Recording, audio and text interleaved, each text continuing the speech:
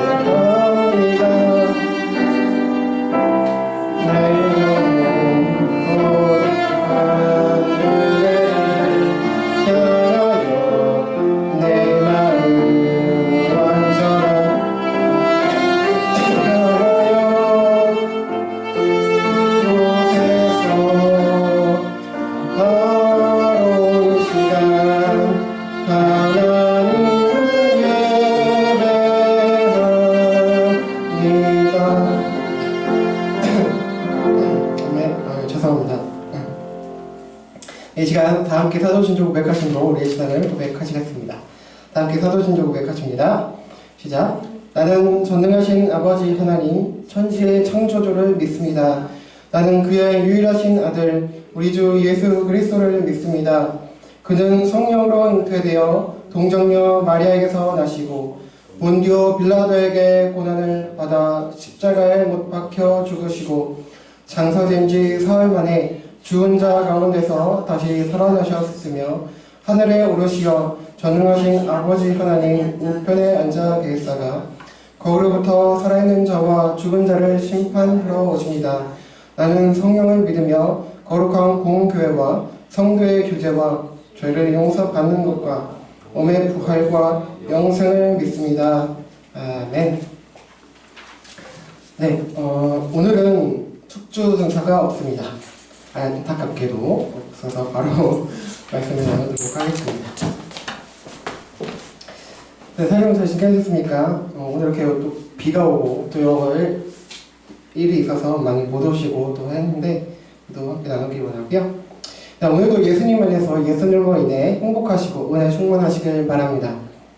자, 오늘은 지난 2주간 동안 살펴본 바른 믿음과 또 연결해서 알게 모르게 우리가 잘못 알고 있는 부분에 대해서 생각을 해보고 로마서 말씀을 통해서 바른 믿음의 내용을 살피고 그 은혜를 나누도록 하겠습니다. 오늘 본문을 통해 하나님께서 우리에게 이렇게 말씀하십니다. 우리 로마서 14장 말씀 같이 보시겠습니다. 우리 신약성경 로마서 14장입니다. 우리 신약성경 로마서 14장 11절, 12절, 2절입니다. 신약성경 259쪽에 있습니다. 로마서 14장 11절, 12절, 2절입니다. 신약 259쪽입니다. 우리 2절이니까요. 다 함께 같이 읽어보도록 하시겠습니다. 다 함께 같이 읽어보실게요. 시작. 기록되었으되 주께서 이르시되 내가 살았노니 모든 무릎이 내게 꿇을 것이요 모든 혀가 하나님께 자백하리라 하였느니라. 이러므로 우리 각 사람이 자기 일을 하나님께 짓고 하리라. 아멘. 자꾸 웃습니다. 저희 어머니가 자꾸 웃게 하셔가지고. 자, 여러분, 지난 2주 동안 하나님께서 우리에게 구원하신 주님, 구원주로서 예수 그리스도만 우리에게 주셨다.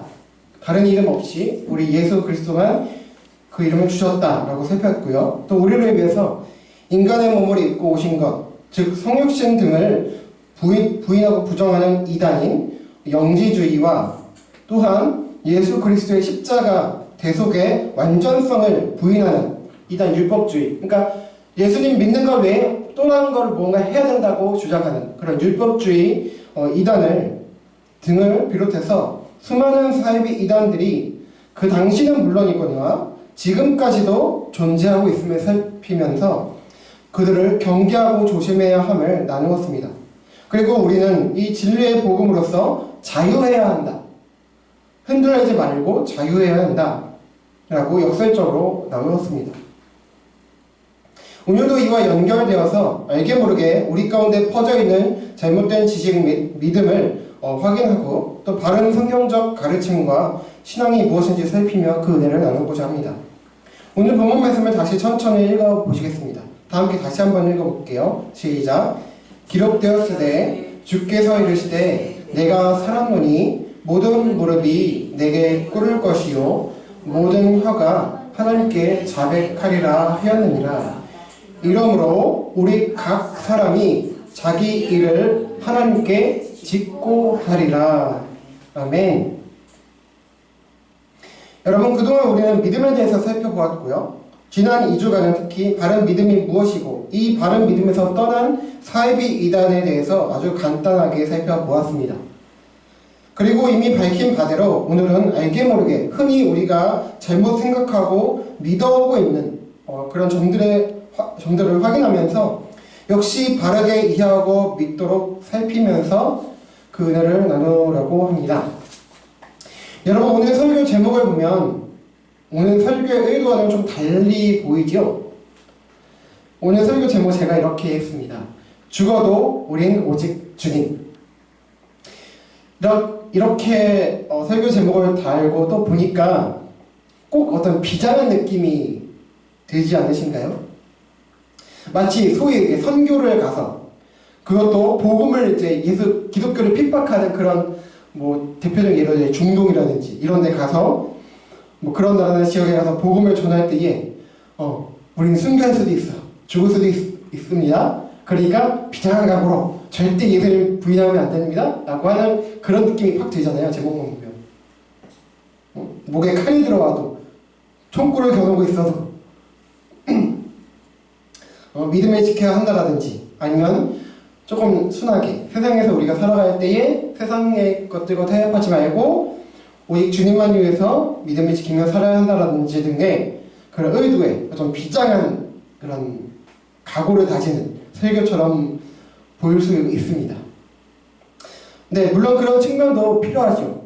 그리고 당연하겠지만 오늘은 그런 내용은 아닙니다. 오늘 설교를 잘 들어보시다 보면 오늘 설교 제목이 무슨 의미인지 아시게 될 것입니다. 여러분께서도 아마 여러 방송 매체를 접하고 계실 것이라 생각합니다. 특히 요즘은 너나 할 것 없이 유튜브라고 하는 그런 매체를 많이 접하며 살아갑니다. 그죠? 혹시 유튜브 안 보시는 분? 아무도 없으시죠? 네, 다행입니다. 네, 그 외에도 여러 가지 우리가 정보라든지 지식이라든지 여러 가지 하여튼 같은 말이긴 하지만 접하는 방송 매체들, 언론이든가 그런 것들이 많이 있습니다만 가장 대표적인 것이 유튜브가 아닐까 생각을 합니다. 여러분께서는 혹시 이 유튜브를 통해서 기독교나 또 기독교 신앙에 관련한 채널이라든지 그런 내용들을 접한 적이 있지 않으신지요? 아마 많이들 접하고 계시리라 생각을 합니다. 이렇게 우리가 유튜브를 이용하다 보면 그런 컨텐츠들을 접하다 보면 우리는 우리가 직접 찾거나 구독을 하는 시청을 하는 채널들의 영상 외에도 유튜브에서 알아서 알고리즘이라고 하죠. 자동으로 우리가 어떤 것을 좋아하고 그런 것 찾아본지에서 알아서 컴퓨터가 검색을 해서 이렇게 통계적으로 하는 거겠죠. 그래서 그런 관련된 영상들을 띄워주죠. 그리고 막 이렇게 추천을 해주는 것들이 꽤 있습니다. 근데 그 중에는 문제가 뭐 없는, 정상적인 건강한 것들도 물론 있지만, 많은 경우 잘못된 것들이 꽤 있다는 것입니다. 사이비 이단 단체에서 올린 것들도 있고요. 또 사이비 이단 단체는 아니지만 그럼에도 불구하고 오해에 기초해서 잘못된 내용들로 이렇게 꾸며진, 이렇게 얘기하는 것들도 꽤 많다는 것입니다. 그래서 우리는 조심해야 한다는 말씀을 드리고 싶은 것입니다. 그 문제가 되는 것들 중에서도 오늘 지적하고자 하는 것은요, 바로 사후세계. 그러니까 우리가 죽고 나서 어떻게 됐냐, 그 상태는 어떠냐, 그 세계는 어떤 것이냐, 무엇이냐에 대한 것입니다. 이런 내용들의 영상들은요, 여러 음모론이라든지 또 미래를 예언한다는 등의 내용들과 함께요, 최근과 같이 세계 곳곳에서 전쟁이 많이 벌어지고 있잖아요. 뭐 러시아와 우크라이나, 뭐 이스라엘과 뭐 하마스, 뭐 옛날에도 물론 계속 전쟁을 해왔지만 세계 곳곳에 또 여러 전쟁들과 갈등이 일어나고 있고요. 유혈 충돌이 일어나고, 또 경제와 정치 등 우리나라뿐만 아니라 세계 곳곳의 경제와 정치 상황이 막 불안하고, 과연 우리가 앞으로 잘 살 수 있을까? 안정적으로 살 수 있을까? 하는 불안감이 막 엄습해오고, 또 소위 말하는 자연재해들도 많이 일어나고, 또 인위적인 재앙들도 많이 일어나고, 그래서 지구촌이 막 다 병들고 막 아파하고 있는 이런 상황에 있다 보면, 특히 이런 것들이 많이 막 우리에게 쏟아집니다. 뭐 음모론, 뭐 여러 가지 뭐 미래를 예언한다든 뭐 이런 잘못된 것들이 이렇게 좀 이렇게 것들 많이 유튜브에도 등장을 하더라고요. 이런 것들이 또 문제가 되는 것은 우리 기독교 복음의 진리와 교리를 잘 모르거나 또 아직 신앙을 가지신 지 얼마 안 되신 초보이신 분들이나 또는 호기심이 많은 분들이 미혹을 당할 수 있기 때문입니다. 이런 것들이 많이 유행을 타고 많이 퍼지는데 이런 일들이 벌어진다는 것입니다. 성경적이지 않은 것들을 그 영상들에서 주장하고 있기 때문입니다. 여러분, 우리 사람들은 기본적으로 미래와 죽음에 대한 두려움을 가지고 있습니다. 그것도 궁금하기도 하죠. 나의 미래가, 우리의 미래가 어떻게 될 것인가? 궁금하죠. 또 두렵습니다. 특히나 말씀드렸다시피 세상에 전쟁이나 재해 등 부정적인 일들이 많이 일어나고 할 때는 더욱 우리들은 그런 불안감을 더 크게 가지게 됩니다. 미래나 또 우리의 죽음에 대해서 생각하게 되고, 또 한편은 믿는 사람은 기대도 하게 되겠죠. 기도도 하지만 두려움을 가지고 그것이 어떻게 될까? 궁금증을 가지고 알고자 합니다. 그 가운데 성경을 통해서 하나님의 인도하심과 구원을 깨달아 알아간다면이야 좋겠지만, 성경을 막 찾아서 읽기 쉽지 않잖아요. 무슨 말인지도 솔직히 쉽지 않고. 그러니까 뭐 영상도 유튜브를 틀어서 보게 되는 거예요. 관련 영상 찾아보기도 하고 뭐 떠 있는 거 보기도 하고, 유튜브나 여러 매체를 통해서 진리에 굳게 서지 못한 상태에서, 잘 알지 못한 상태에서 접하다 보면 그것이 마치 옳은 것이냐, 잘못된 정보들을 거르지 못하고 그대로 받아들일 수 있다는 것입니다. 그래서 기독교 복음, 진리에 굳게 서는 것이 중요하고요, 올바로 이해하는 것이 중요하다는 것입니다. 여러분, 우리가 죽게 되면 어떻게 될까요? 네, 바로 주 하나님을 뵙게 됩니다. 그리고 심판을 받습니다. 네, 물론 죽게 되면 우리 육체는 이제 땅에 묻히거나 하여튼 뭐 썩거나 뭐 태워지거나 뭐 여러 가지 방법이 있지요. 하지만 우리 지금 영혼을 말하는 거예요. 우리가 죽게 되면 영혼은 바로 육체와 분리돼서 우리 주 하나님을 뵙게 되는 것입니다. 그리고 심판을 받습니다. 우리의 신자는 구원을 받았으니 심판을 받지 않는 것 아니었나? 라고 하시는 것입니다. 네, 반은 맞고 반은 틀립니다. 여기서 말하는 심판은요, 넓은 의미에서의 심판입니다.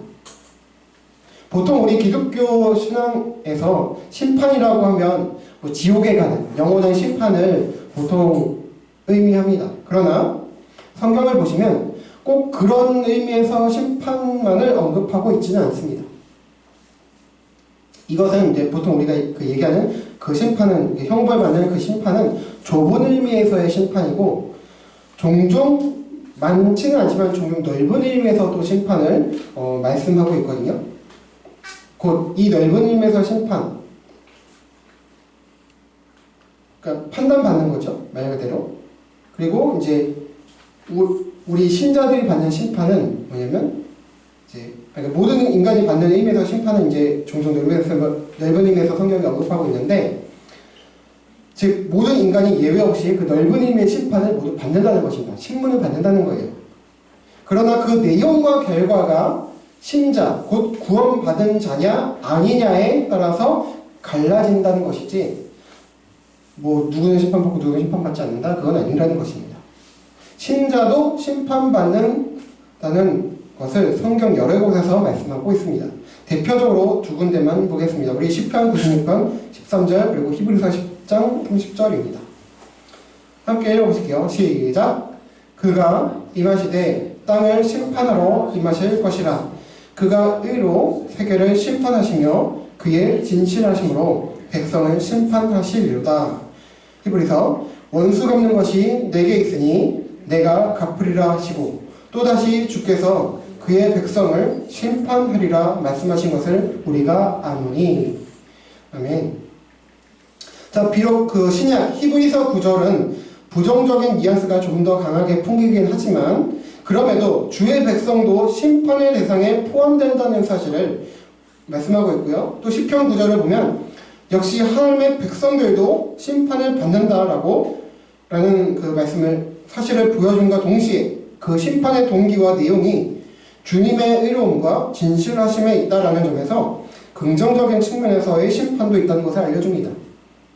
즉 비신자들은 물론이고 주님의 백성들인 신자들 역시도 심판의 대상에 포함이 되는데, 이것은 우리가 사도신조를 통해서도 이미 고백하고 있는 것입니다. 아까도 고백했죠. 우리는 사도신조에서 지금은 비록 하나님 우편에 앉아 계시지만 장차 이 땅에 재림하셔서 거기로부터 어떻게 하는 뜻인데요? 산자와 죽은 자를 심판하러 오신다라고 고백했습니다. 고백하고 우리는 있습니다. 그것을 또 믿습니다. 산자와 살아있는 자와 죽은 자는 곧 모든 인류를 말하는 것이기 때문입니다. 자, 그렇다면 우리 신자가 받는 심판은 무엇일까요?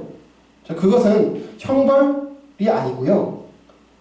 전에도 말씀드렸습니다만 구원을 받는 것과 함께 상급받는 것을 말하는 것입니다.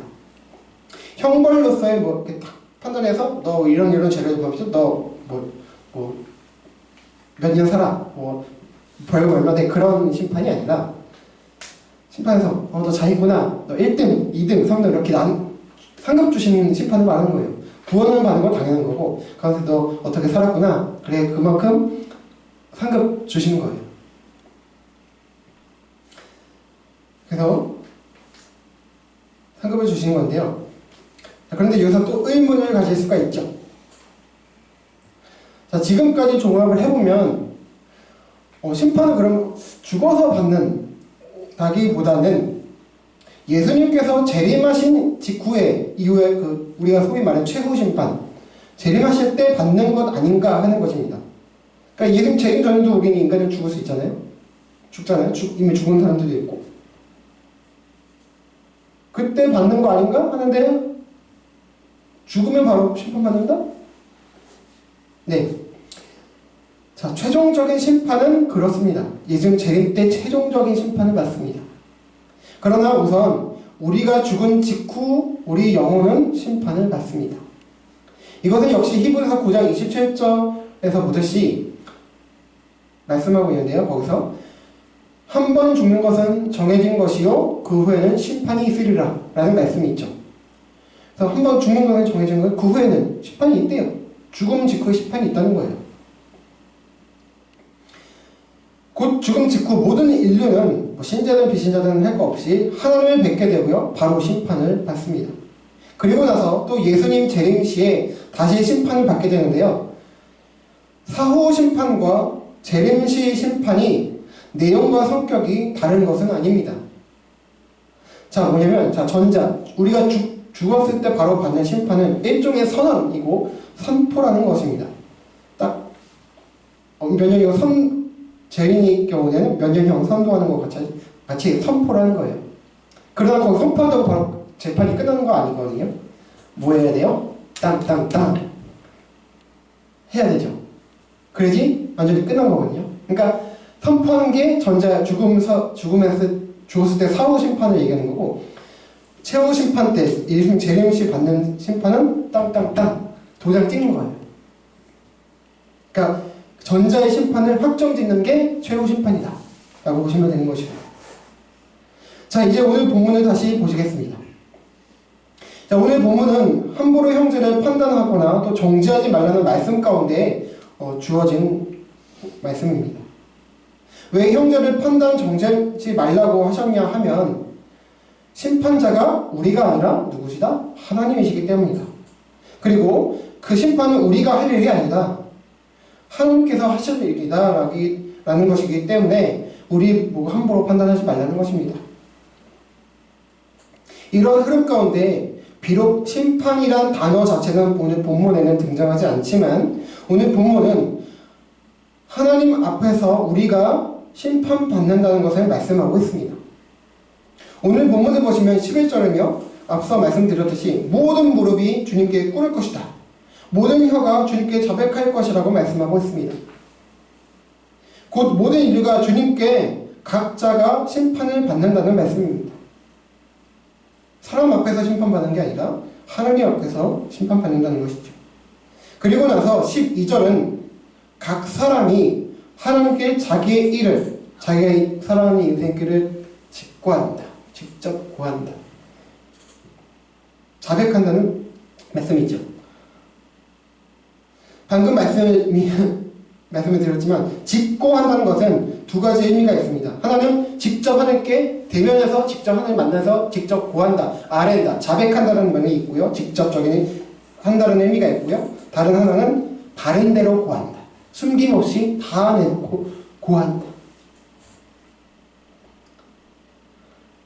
자, 직접 고한다는 것에 먼저 의미가 있습니다. 다른 누군가가 대신 우리의 삶을 아뢰어주는 것이 아닙니다. 그리고 동시에 이것은 하나님을 우리가 직접 대면한다는 말씀입니다. 즉 우리가 죽게 되면요, 다른 과정 없이 즉시 주 우리 하나님을 뵙게 된다는 말씀입니다. 이 부분에서 사후의 상태에 대한 오해들이 있고요, 또 초반에 언급드린 대로 잘못되고 비성경적인 것들이 유튜브를 통해서 많이 퍼지고 있는 현실입니다. 사후의 상태에 대한 대표적으로 잘못된 내용들은 다음의 것들이 있습니다. 첫 번째, 소위 영혼이 멸절된다. 죽으면 영혼이 없어진다는 거예요. 그러니까 한마디로 해서 죽으면 끝이다 라는 것이죠. 쉽게 말해 죽으면 영혼이 소멸되어 없어진다는 주장으로 이는 비성경적입니다. 신자나 비신자나 절대 영혼은 없어지지 않습니다. 죽는다고 해서. 성경은 죽으면 끝이라고 말씀하고 있지 않습니다. 천국과 지옥이 존재하며 심판이 있다고 증언합니다. 그런데 이단들 중에 여러분 안식교라고 들어보셨죠? 토요일을 지켜서 예배해야 한다는 그들의 안식교. 여호와의 또 증인, 잘 아시듯이 여호와의 증인 등은 다음과 같은 주장을 합니다. 모든 영혼이 멸절된다고 하지 않는데 이렇게 얘기해요. 구원받은 신자들의 영혼은 소멸되지 않고 영혼이 천국에서 존재하지만 믿은 신자들의 영혼이 존재한대요. 그런데 비신자들의 영혼은 죽으면 그냥 소멸되어 없어진다라고 그들은 주장해요. 성경은 결코 이렇게 말씀하지 않습니다. 즉 무슨 말이에요? 심판이나 영원한 형벌, 지옥 같은 건 없다는 거예요. 그냥 죽으면 안 믿으면 그냥 끝. 너는 그냥 없어지는 거예요. 그러나 그렇지 않습니다. 아까 언급한 히브리서 9장 27절은 한 번 죽는 것은 정해진 것이요, 사람에게 정해진 것이요, 그 외에는 심판이 있으리라. 분명히 사후에 심판이 있다고 명시하고 있고요.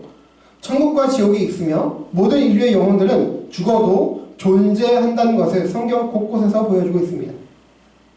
이것은 신자든 아니든 상관없습니다. 자, 그리고 다음 또 사후 상태에 대한 오해가 있는데요. 이것입니다. 자, 죽으면 바로 천국이나 지옥에 가서 있는 것이 아니라 영혼은 잠들어 있대요. 그리고 잠자고 있다가 예수님 재림하실 때 깨어서 일어나서 이제 심판을 받는다는 거예요. 그러나 이것 또한 오해에서 비롯된 것입니다. 성경 곳곳에 보면 종종 죽음을 잔다라고 말씀하고 있거든요. 그러나 이것은 육체를 말하는 거예요. 육체 상태. 육체가 가만히 있으니까, 누워 이제 있으니까 잠자는 것으로 이제 묘사를 하는 것이지, 영혼까지 잠자고 그냥 무의식 상태로 있다? 그것이 아닙니다. 죽어서 육체는 잠자는 것처럼 가만히 있다가 장차 재림 시에 잠에서 깨어나듯이 다시 부활을 하지만, 그러나 영혼은 잠들지 않습니다. 사후 즉시 죽는 순간 하나님을 대면하여 심판을 받게 되고요. 임시적인 천국인 낙원이라고 하는 곳에 우리 신자들은 가게 됩니다. 그리고 이제 비신자들은 이제 지옥에 가게 되죠. 그래서 영혼이 활동을 살아있게 되는 거예요. 네, 이제 천국과 낙원에 대해서는 다음에 기회가 되면 따로 설명을 드릴게요. 자, 어쨌든 이것도 다른 본문에서 확인할 수가 있는데요. 고린도후서 5장 6절에서 8절, 그리고 빌립보서 1장 23절 등을 보시면 신자가 죽으면 영혼이 육체를 떠나서 바로 주님과 함께한다고 말씀하고 있습니다. 또 비록 비유의 말씀이지만 우리 부자와 거지 나사로가 등장하는 비유로 잘 알려져 있는 누가복음 16장 19절에서 31절을 보시면 사후에서 잠을 자고 있지 않다는 것을 우리는 알 수 있습니다. 깨어 있다는 거죠. 활동하고 있다는 거예요. 그리고 오늘 본문 12절에 직고한다는 말씀과 반대되어서요. 유튜브 등에서 떠도는 잘못된 정보들 중에 대표적으로 다음의 것이 있습니다. 자, 우리가 죽게 되면 누군가 우리를 사후 세계로 뭐 천국이든 뭐 지옥이든 인도하는 존재, 뭐 천사든 악마든이겠죠. 인도하는 존재를 만나게 되고 우리 영혼이 육체를 떠나서 붕 뜨는 그런 것을 본다는 거예요. 소위 말하는 유체 이탈이라는 말을 아시죠? 그런 현상이 벌어진다는 거예요. 이제 영혼이 이제 막 자기 육체를 땅에 두고 이제 올라가는 걸 본다는 거예요. 그리고 또 그 인도자, 천사든 악마든 인도자를 따라서 또는 또 인도자 없이 그냥 어떻게 자기가 붕 떠가지고 뭐 이 세상을 떠돌다가도 갑자기 또 지옥에도 가보고 천국에도 가보고 그리고 한다는 거예요. 그리고 뭐 하나님 뭐 어떤 신적인 존재가 해가지고 너 아직 오면 안 된다. 뭐 그래가지고 다시 살아난다는 거예요.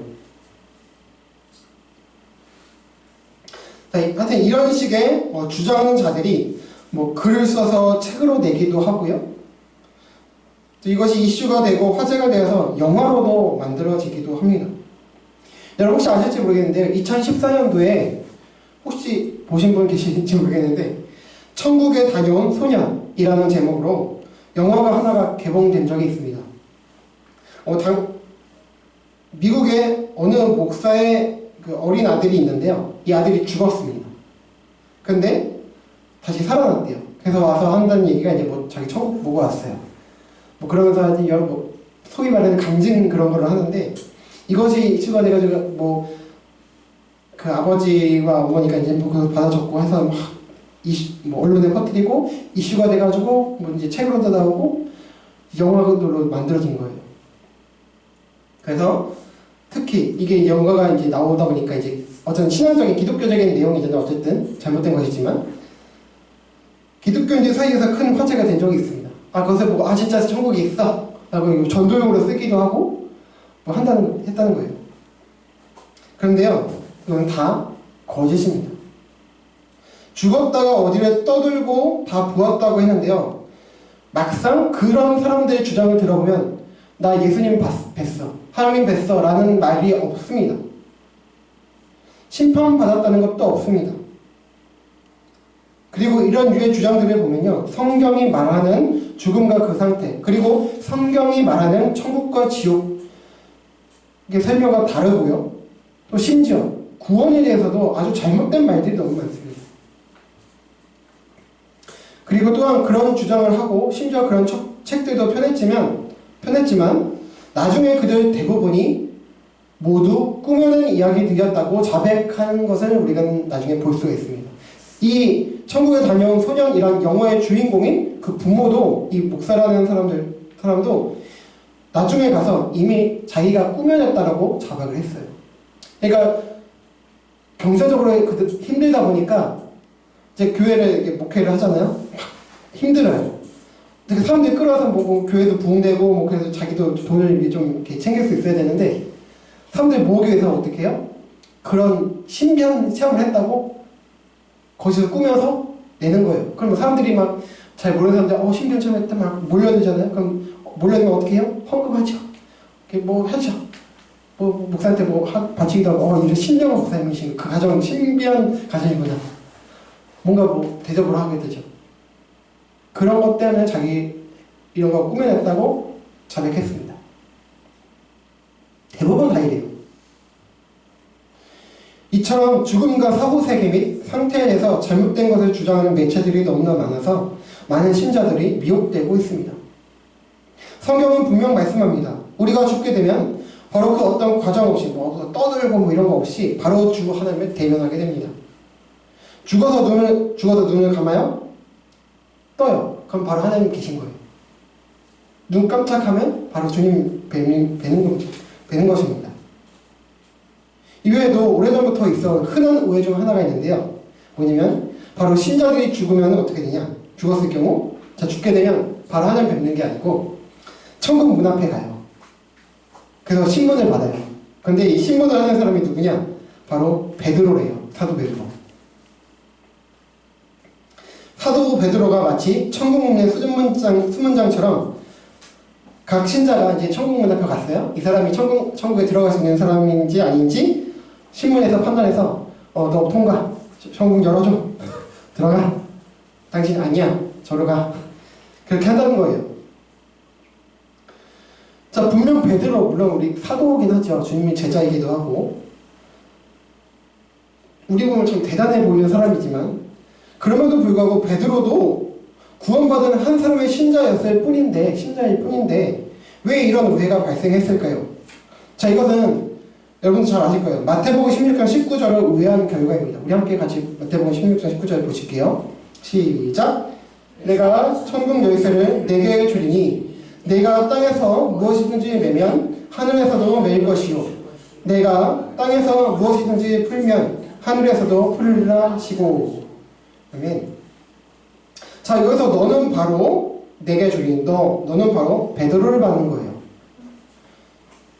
예수님께서 지금 베드로를 향해서 하시는 말씀 가운데 있는 것이 말씀인 거거든요. 그런데 그렇다고 지금 여기서 지칭하는 너 베드로가요, 사람 베드로를 말하는 것이 아닙니다. 지칭하는 것이 아니에요. 베드로를 향해서 말씀하고 있지만 이 사람 베드로를 얘기하는 거 아닙니다. 문맥적으로 보면요, 이 베드로라는 이름이 가진 상징적 의미를 말하고 있는 거예요. 이미 해당 본문 말씀을 전에도 잠시 다룬 적이 있었고요. 또 지난 우리가 혹시 3년 전인가 4년 전 설렘 예배 때 우리 제 지금 소속된 노예 목사님이 오셔서 설교를 해주셨거든요. 이 본문 가지고. 이 전후 맥락을 보시면 여기서 말씀하는 여기서 말한 베드로는요, 사도 베드로가 아니라 그가 한 신앙 고백을 의미합니다. 베드로가 뭐라고 고백했죠? 주는 그리스도시요 살아계신 하나님의 아들이십니다 라는 고백을 했습니다. 그리고 나서 이제 바요나 시므나 내가 보고 있다. 이것을 내게 알게 하시는 육신이 아니요 부모가 아니요 하나님 아버지시다. 반석, 베드로는 반석이라는 뜻이거든요. 이 반석 뭐냐? 신앙 고백 위에 내 교회를 세우겠다. 이 신앙 고백, 믿음을 믿는 사람들이 모여서 함께 예배하는 공동체, 또 개인이 바로 교회라는 것이죠. 이 교회를 통해서, 이 신앙 고백을 통해서 천국 문이 열리고 닫힌다는 거예요. 말해서 뭐냐면 예수님 믿어야 구원받는다는 거예요. 천국이 열린다는 거예요. 이 신앙 고백, 신앙을 갖지 않으면 천국이 닫힌다는 거예요. 못 들어간다는 거예요. 그런데 이것을 오해를 해서 내가 천국이었어. 네가 주니 베드로에게 주니까 천국 수문장, 천국 수문장 베드로구나. 그래서 베드로가 천국 수문장이라고 천국문 앞에 가서 우리 죽으면 신문 받고 통과하면 천국 가고 아니면 못 간다는 오해를 하는 거예요. 그리고 여기서 땅에서 내면, 땅에서 풀면 했는데 이 땅에서란 말 때문에 베드로 초대 교황. 물론 지금의 천주교 교황들은 이런 주장을 안 한다고 알고 있습니다. 그러나 역사적으로 중요한 역사 암흑기를 통해서 아주 이제 교황이 사람 구원을 막 판단하고 너는 구원받았어. 아니 뭐 정해서 너는 이거 해야 돼 저거 해야 돼. 그치 구원받아. 막 해주는 전제가 되었었죠. 이런 오해가 발생한 것입니다. 자, 베드로가 사람이 어떤 신자도 천국의 수문장이 되어서요 다른 신자들을 신문하고 천국에 보내고 안 보내고 한다는 말씀이 아닙니다. 그런 권한은 없습니다. 구원받고 안 받고는 하나님의 권한이고 하나님의 주권입니다. 그리고 그 주권으로 주신 조건은 뭐냐? 은혜로 주신 예수 그리스도를 믿는 믿음에 있을 뿐입니다. 또 이외에도 아까도 잠시 언급을 드렸습니다만 누가복음 16장 19절에서 31절을 보시면 부자와 거지 나사로의 비유가 나오죠. 부자와 거지 나사로가 등장합니다. 예수님께서 말씀하신 비유의 말씀입니다. 자, 이것을 보면 죽은 자들의 영이 잠들지 않고 깨어있다는 것을 알 수 있는 것 외에도요 한 가지 오해될 수 있는 점이 있습니다. 그것은 뭐냐면 이 비유를 보시면 22절, 23절을 보시면 구원받고 죽은 나사로가요 누구의 품에 안겨있다고 하냐면 하나님의 품이 아니에요. 아브라함의 품에 안겼다고 하거든요. 주님이 아니라 아브라함 품에 안겼다고? 뭔가 잘못된 것 아닌가 할 것입니다. 자, 이 말씀은 비유입니다. 여기서 아브라함은 하나님을 상징하는 것입니다. 아브라함이 하나님이거나 신이라거나 하나님이 됐다라거나 신적인 존재가 됐다는 거 아닙니다. 자, 아브라함 역시 구약에 우리가 잘 보이는 12장부터 창세기 12장부터 등장하는 아브라함 역시 베드로 등과 같이 우리와 똑같은 그냥 구원받은 신자의 한 사람 중에 불과합니다. 그러나 여기서 아브라함은 하나님처럼 비유되어 묘사되고 있습니다. 왜 그럴까요? 자, 이것은 당시 사람들을 인식한 비유의 말씀인데요. 당시 유대인들은, 당시 또 신앙인들은 모세와 함께 아브라함을 위대한 신앙의 인물로 생각하고 있었기 때문입니다. 그래서 아브라함을 우리도 그렇지만 믿음의 조상이라고 하고 있죠. 아브라함의 자취를 따르는 신자들, 우리 그리스도인들을 말하는 건데요. 특히 아브라함은 하나님의 언약, 약속의 말씀을 그 신실함을 잘 드러내주는 인물 중 하나입니다. 창세기 12장부터 쭉 보시면 아브라함이 하나님께서 주신 약속을 어떤 때는 잘 믿었다가 잘 따랐다가 또 언제는 잘 못 따랐다가 의심했다가 못 따랐다가 의심했다가 따랐다가 그렇게 왔다 갔다 하거든요. 그러다 결국 어떻게 됩니까? 22장에 나가서 이삭을 바치기까지. 물론 완전하게 100% 믿었지는 않지만 이삭을 하나님께 내어드릴 정도로 하나님을 신뢰했다는 거예요. 그렇게 끝까지 잘하고 그것을 통해서 여호와 일의 약속을 받고 하나님의 그 믿음의 사람이다 라는 말씀까지 그렇게 듣고, 그렇게 해서 이제 거의 아브라함의 이제 기록이 거의 이제 대부분 끝나게 되는데, 그렇게 인정받은, 믿음을 인정받은, 그리고 그의 믿음이라기보다도 하나님께서 그의 삶을 통해서 어떻게 신실하게 그를 인도하셨냐. 아브라함이 비록 배반하고 하나님을 의심하고 그랬을 때도 하나님께서 그를 포기하지 않으시고 끝까지 인도하시고 지키셨다는 것을 보여주는 것입니다. 그래서 아브라함을 묘사의 비유로 해서 상징적으로 하나님을 상징적으로 보여주는 것입니다. 그런 가운데 아브라함은 인도를 받고 하나님의 사람으로서 구원받은 믿음의 인물이 된 것입니다. 누가복음 16장에서 예수님께서 아브라함을 하나님의 빗대어 비유로 말씀하신 이유가 바로 이것인데, 하나님께서 신자들의 삶과 구원을 신실하게 인도하시고 책임지신다는 분이심을 나타내신 것이면서 동시에요, 거지 나사로 또한 이런 하나님을 신뢰하고 의지하고서 또 믿어 구원받았다라는 것을 말씀하고 있습니다. 여러분, 이렇듯이요, 많은 비신자들은 물론이고 우리 신자들 가운데서도 죽음과 그리고 우리 죽음 이후 사후세계 그리고 그 상태 등에 대해서 의아한 경우가 많습니다.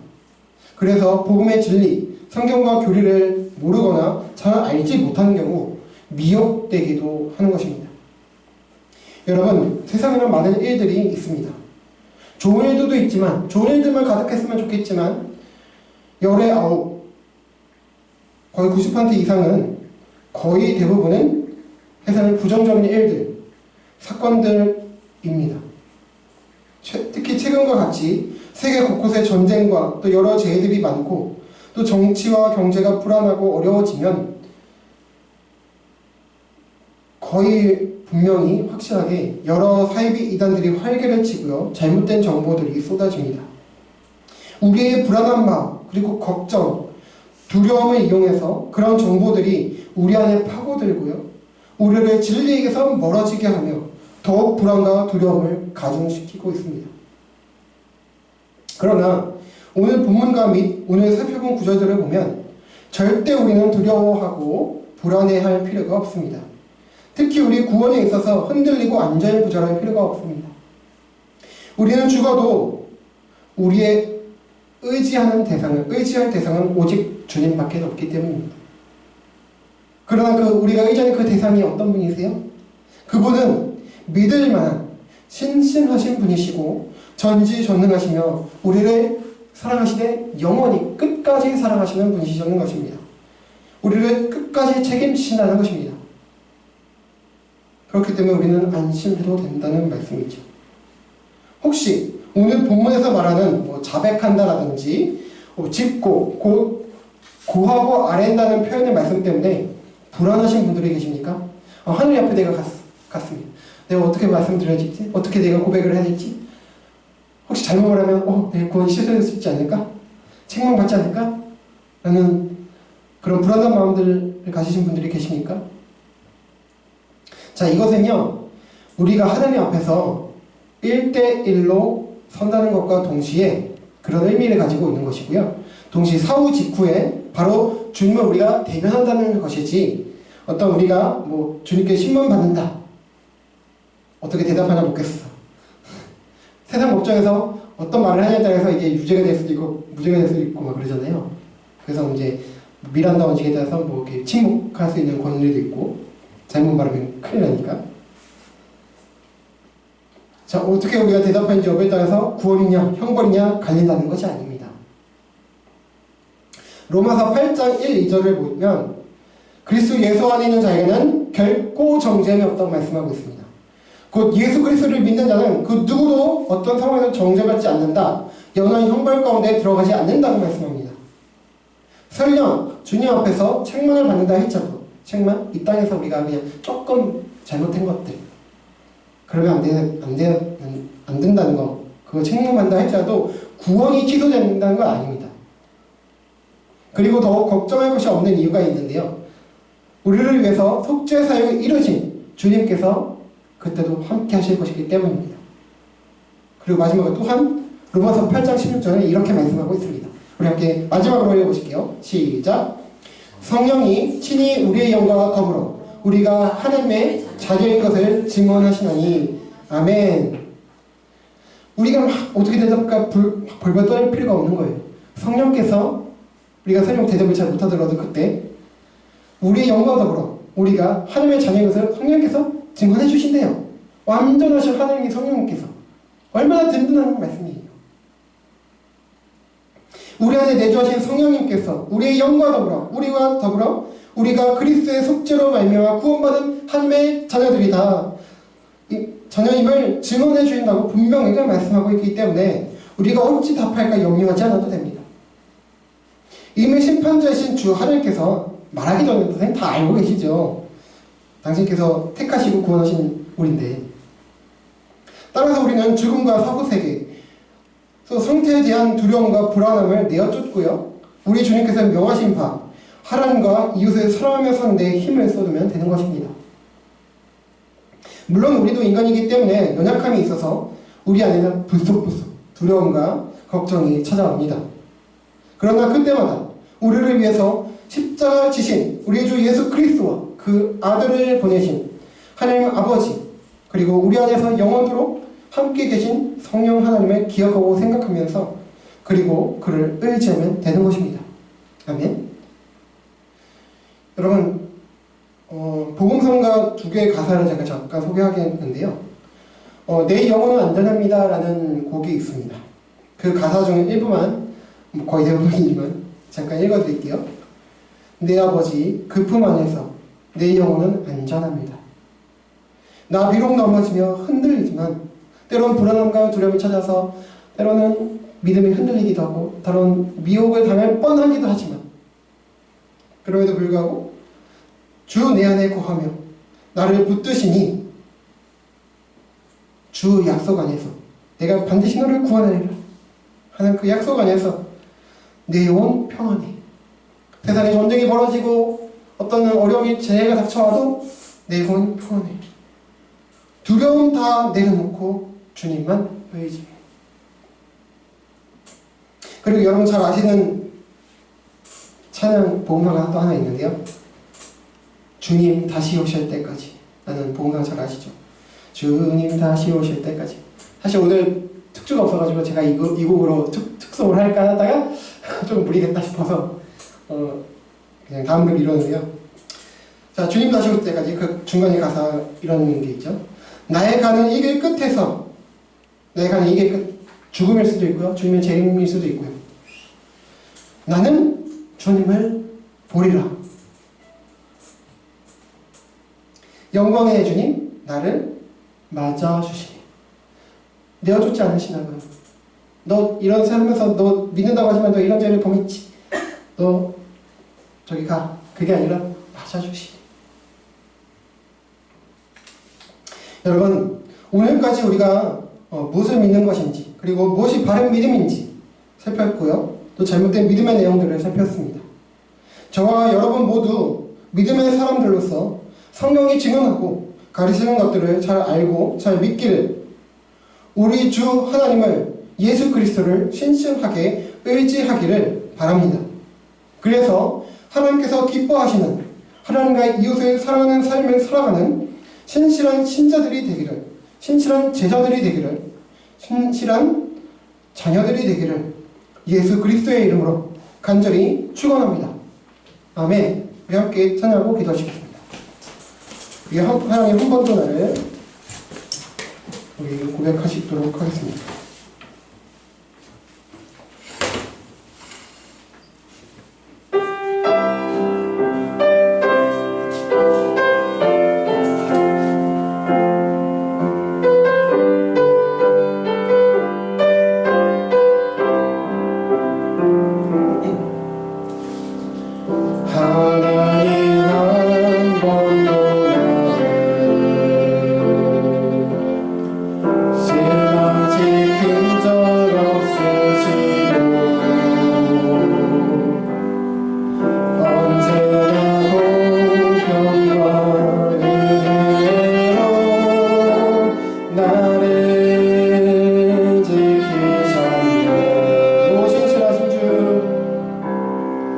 오신세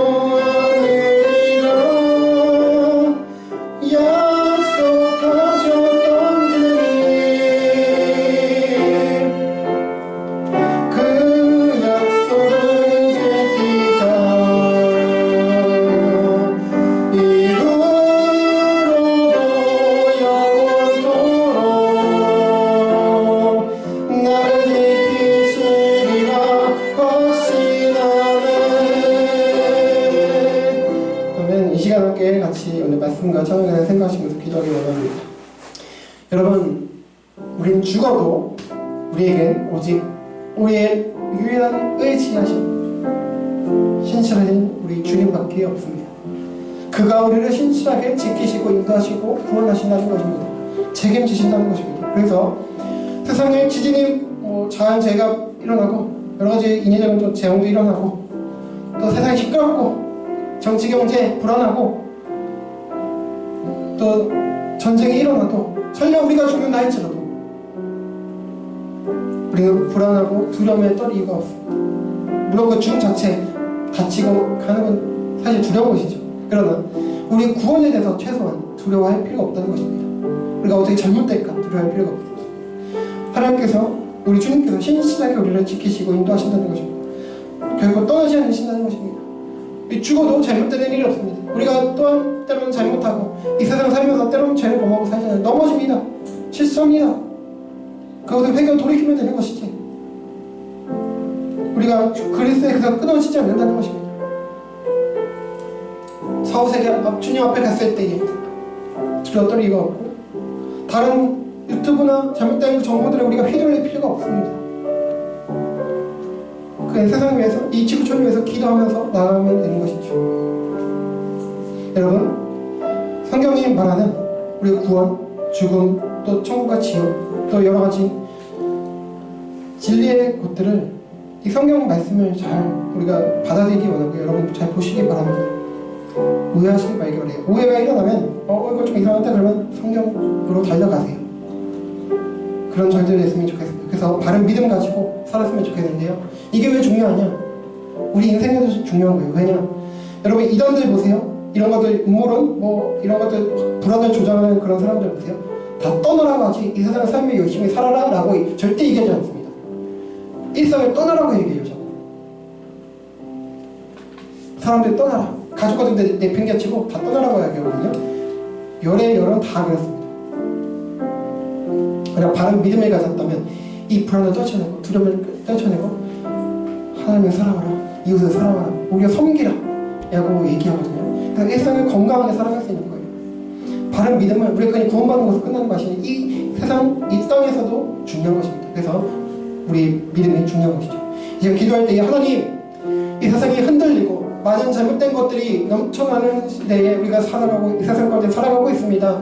하나님, 우리 힘으로 우리 믿음을 지켜내기가 어렵습니다. 하나님, 우리에게 말씀을 잘 보게 하시고 읽게 하시고 또 이런 예배나 이런 것을 통해서 말씀을 잘 배우고 잘 우리가 믿음을 가질 수 있도록 인도해 달라고, 지켜달라고, 도와달라고 이렇게 시간 기도하기를 원하고요.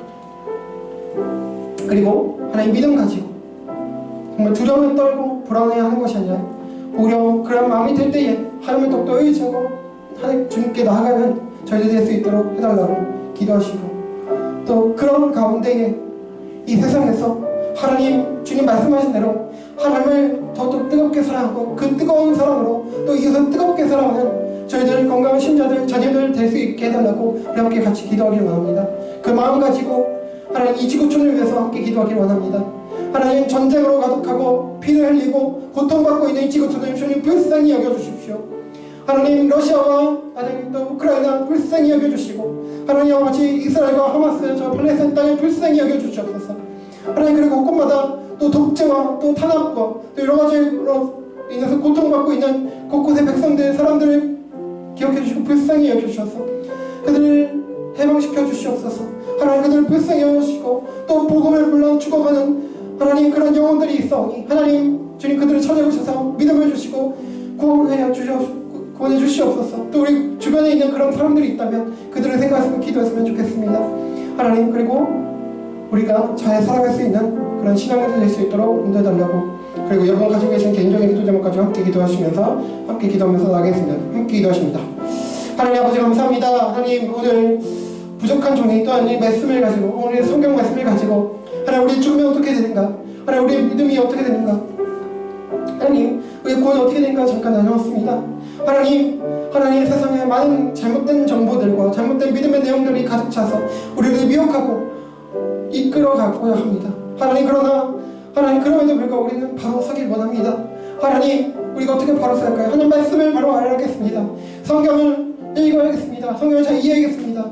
하나님, 우리가 성경으로 달려갈 수 있도록 하나님 그런 정말 각오를 허락해 주시고 그런 마음을 허락해 주시고, 하나님 또 성경을 읽을 때 성령께서 말씀을 풀어주시고, 또 하나님 건강한 그런 교육장을 그 지도자를 통해서 예배를 통해서 말씀을 잘 배워가고 또 말씀 연구함을 통해서 하나님 잘 이해할 수 있도록 하나님 도와주시길 원합니다. 하나님, 그런 가운데 바른 믿음을 가지고 하나님 이 생을 잘 살아가고 우리 구원받는데 어려움이 없도록, 하나님 잘못된 이단이나 사이비의 사상에 빠지지 않도록 하나님 주님 얼굴을 배울 수 있는 그런 저희들 될 수 있도록 도와주시고, 하나님 또한 하나님 이 세상에서 하나님을 사랑하고 이웃을 사랑하는 건강한 신자들로 아버지 변화될 수 있고 또 성장해 갈 수 있는 저희들 될 수 있도록 인도하여 주시옵소서. 하나님 아버지, 그런 가운데 하나님 기도하오니 하나님 이 땅을 살펴주시옵소서. 지금 곳곳에 많은 어려움과 갈등과 전쟁과 하나님 다툼이 있습니다. 하나님 그 곳곳마다 하나님 러시아와 우크라이나 또 이스라엘과 팔레스타인, 하나님 또 정말 또 곳곳에 많은 다툼과 또 죽음과 그런 어려움이 있는 곳에 눈물이 있고 슬픔이 있고 그런 곳에 하나님의 복음으로 말미암아 예수 그리스도의 사랑으로 말미암아 하나님 화목하고 아버지 사랑이 있고 용서가 있고 하나님 그런 회복이 있는 그런 역사를 허락해 주시옵소서. 은혜를 베풀어 주시고 긍휼히 여겨 주시옵소서. 하나님, 우리의 삶에도 어려움이 있는데 하나님 그걸 잘 이겨내게 하시고, 또 우리도 하루에서 기도하며 또 복음이 없는 곳에 복음을 전파할 수 있는 우리 입술과 또 삶이 될 수 있도록 인도하여 주시옵소서. 하나님, 그런 가운데 하나님 주님 나라가 기임하는 그런 은혜의 역사, 기적의 역사 허락해 주시옵소서. 하나님, 주님의 뜻이 하늘에서 이룬 것 같이 땅에서 이루어지기를 간절히 구합니다. 하나님, 마라나타 오시옵소서. 하나님, 주님 기대합니다. 하나님, 우리의 구원을 기다립니다. 하나님, 그런 가운데 우리 믿음을 지키고 기대하는 저희들 될 수 있도록 도와주시옵소서. 하나님 도와주시옵소서. 하나님 삶을 도와주시옵소서. 하나님 끝까지 신뢰합니다. 하나님 아버지 감사합니다. 하나님, 오늘도 우리 눈에 보이지 않았지만 하나님 주님께서 신실하게 지키시고 인도하시고 보호하셨음을 믿음의 눈으로 보고 고백합니다. 하나님, 신실하신 주님, 이전에도 하셨던 것처럼 변함이 없으신 분이시기에 우리를 지금도 사랑하시고 앞으로도 영원히 사랑해 주시고 지키실 것임을, 보호해 주실 것임을, 인도해 주실 것임을, 책임지실 것임을 믿고 고백합니다. 하나님, 이 믿음 가지고 간구합니다. 하나님, 바른 믿음을 가질 수 있도록 하나님 우리를 지켜주시고 또 그것을 위해서 말씀을, 성경을 잘 알도록 하나님 인도하여 주시옵소서. 하나님, 그런 가운데에 하나님 바른 믿음을 가지고 바른 신앙을 가지고 하나님과 세상을, 이웃들을 사랑하는 가운데 하나님께서 기뻐하시는 신자들로 거듭나고 성숙해지는 저희들 될 수 있도록 하나님 인도하여 주시옵소서. 하나님, 이 땅을 살펴주셔서 많은 곳곳에 전쟁과 기근과 또 테러와 어떤 아픔들이 존재하는데 하나님 그것들이 속히 끝나고 주님의 나라가 이 땅 가운데 이루어지기를 소망합니다. 하나님, 또 여러 가지 저희들이 살아가는데 또 정치, 경제, 또 여러 가지 문화적인 부분들 우리들이 힘들게 하는 부분이 너무나 많습니다. 많은 우리들 낙심케 하고 절망케 하고 또는 화도나게 하고 답답하게 하는 그런 상황들이 너무나 많습니다. 하나님, 불쌍히 여겨주셔서 하나님 저희들 구원해 주시고 하나님 이 땅 가운데 그게 어렵지 않고 또 어려움이 있더라도 그거는 극복한 가운데 인내한 가운데 그리스도인으로서 온전히 살아갈 수 있도록 하나님 돌보아 주시옵소서. 하나님, 세상 가운데 복음을 전파하기 원합니다. 우리 입술로 또 삶으로 우리 행동으로 이렇게 전파하기를 원하오니 하나님, 우리가 복음을 전파할 때에, 예수 그리스도를 전파할 때에 그 땅에 화평이 꽃필 수 있도록 열려질 수 있도록 하나님 도와주시옵소서. 감사하며 이 모든 말씀 예수 그리스도의 이름으로 기도합니다. 아멘. 네, 감사합니다. 오늘 조금 길어졌는데요. 네, 오늘은 안타깝게도 특수가 없었고요. 오늘 또 우리 서한나 자매님께서 사회정으로 못 오시게 되었습니다. 우리 특조는 없었습니다. 우리 반주자들 봉사 감사합니다. 네, 그리고 오늘 식사는 우리 주영경 선생님께서 오지 못했습니다만 맛있는 햄버거를 준비해 주셨으니까요. 맛있게 드시면 되겠습니다. 감사합니다. 그리고 10월 재정보고서 뒤에 데스크에 놔뒀으니까요. 수령해 주시고 확인해 주시길 바랍니다. 외에도 우리 교회를 위해서 생각나시들 항상 기도해 주셨으면 좋겠습니다. 그럼 다른 광고 주부를 청취해 주시길 바라고요. 우리 다 함께 자리에서 일어나시겠습니다. 우리 주님께서 가르쳐 주신 주기도문하고 찬송하고 축도로 마치겠습니다. 우리 다 함께 주기도문 하겠습니다. 시작. 하늘에 계신 우리 아버지, 아버지의 이름을 거룩하게 하시며 아버지의 나라가 오게 하시며 아버지의 뜻이 하늘에서와 같이 땅에서도 이루어지게 하소서. 오늘 우리에게 일용할 양식을 주시고 우리가 우리에게 잘못한 사람을 용서하여 준 것 같이 우리 죄를 용서하여 주시고 우리를 시험에 빠지지 않게 하시고 악에서 구하소서. 나라와 권능과 영광이 영원히 아버지의 것입니다. 아멘. 우리 찬송하겠습니다.